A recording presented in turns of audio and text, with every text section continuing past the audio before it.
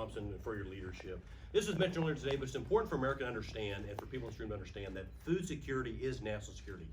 And I would contend we have been the free country that we have been for the last 233 years because we've never had to rely on another country for our food supply. If we get ag policy wrong and that changes, our country is at a very different spot. As was mentioned, I represent the Big First District, about 60% of Kansas. My family has farmed and fed cattle both sides for the last 120 years. When we hear inflation reports that come out that say that inflation between 8 and 10%, tell that to my farmers who are paying 300% to 400% price increases for the price of fertilizer. 300% to 400% increases year over year.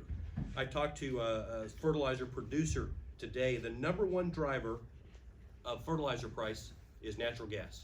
The biggest input, 90% of fertilizer, of nitrogen fertilizer, is natural gas. It's the number one input by far. So what can we do? A lot of things. Number one, we got to cease this ridiculous and unfounded war on fossil fuels.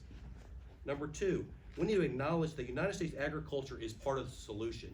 Agriculture has decreased their contribution to greenhouse gas emissions by more than 15% over the last few years, all market-based. Number three, we need to embrace and unleash modern production agriculture.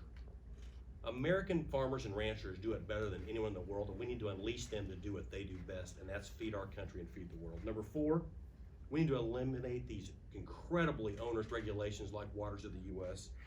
And number five, in my view, we need to retreat from efforts to eliminate the stepped-up basis and impose the farm killer tax. This is no time that we should be increasing our taxes on the fine people that feed, fuel, and clothe us all. Closing, I would just say last week, some members of the House Ag Committee, we were together, and former USDA Secretary Perdue said a great thing. He said, if you are well-fed, you have a lot of problems. If you're hungry, you have one problem. It is essential that we get it right. We're the greatest country in the history of the world. We are a handful of good decisions away from getting a much better spot. We need this President of the United States and House Democrats to make better decisions to help us all. Thank you. Thank you very much. Now we're going to hear from the